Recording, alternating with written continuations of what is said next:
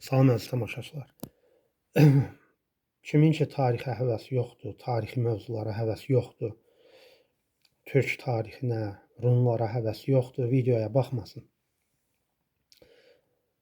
Video biraz uzun olasıdır, hardasa 3-4 dəqiqə həndəvərində. Mən öncəki videolarda da demişdim ki, oturaq həyat tərzi keçirirəm və mənə gəzinti məsləhət görülüb ki, çox gəzmək lazımdır. Oturaq həyat tərzi insanı öldürür və mən də dağ insanı olduğum üçün dağ cığırlarını, dağlıq əraziləri, köhnə küçələri, dalanları, döngələri gəzirəm. Tarixi abidələrə baxıram. Məscidlərə, minarələrə, qədim tikililərə və adətən yol gedib gələrkən yolda gözümə müxtəlif əşyalar, əşya qalıntıları təsadüf eləyir, dəyir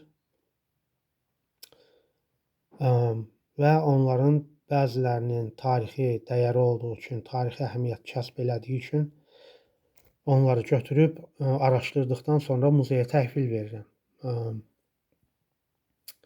Uşaqlıqdan türk Rumlarına həvəs göstərirəm, lakin yarımçıq papaqçılıqdır, oxuya bilmirəm.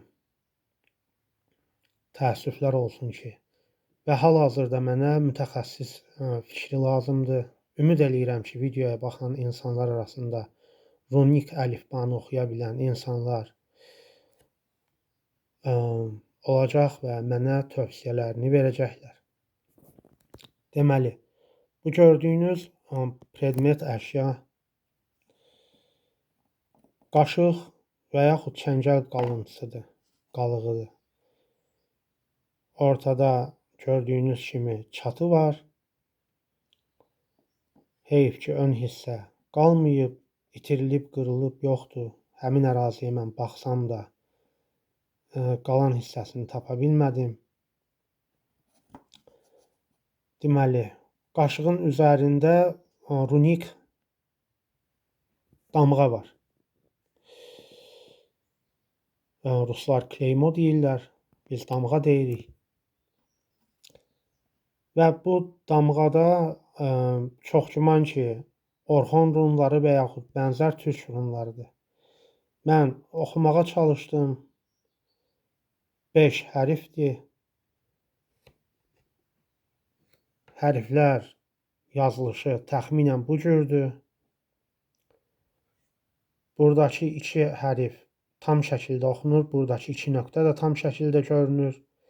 Lakin bu 3 hərf tam deyil və mən onları oxumaqda çətinlik çəkirəm.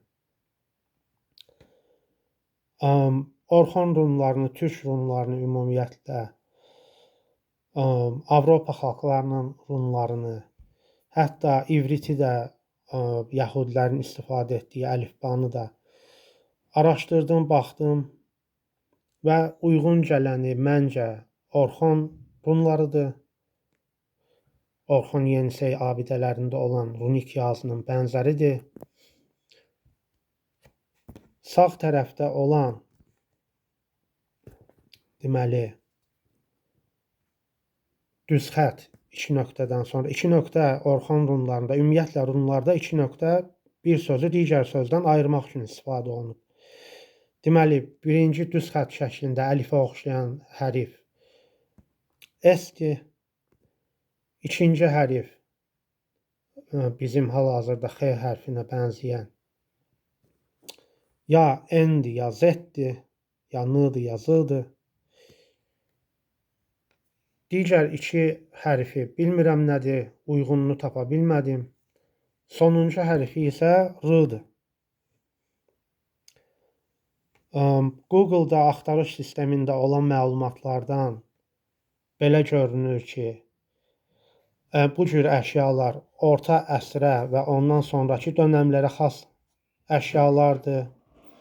Rusiyada 1917-ci ildə baş vermiş inqilaba qədər bu cür qaşıqlar, çəngəllər və s. istehsal olunub, bıçaqlar. Bizdə də, Azərbaycan ərazisində də, digər ərazilərdə də istehsal olunub. özümüzün emalatxanalarında və Krım xanlığından üzü bəri Tartariya ərazisi, Xəzəryanı bölgələr ya orta əsrlərdən qalan bu cür çəngəl bıçaqlarda istehsal olunanda vurulan damğalar olur.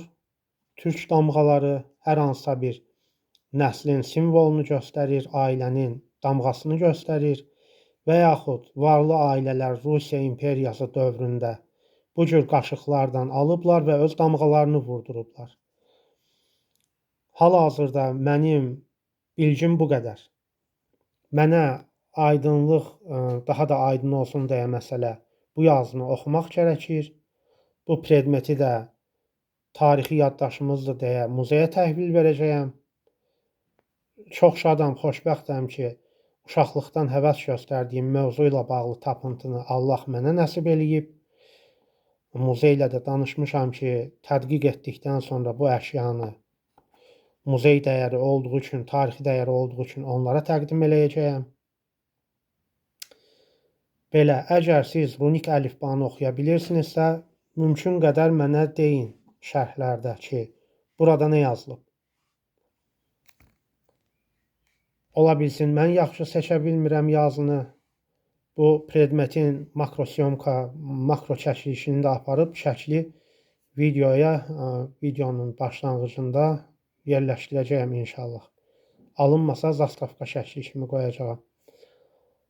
Bu qədər. İşiniz avan olsun, canınız sağ. Çox vaxtınızı apardım.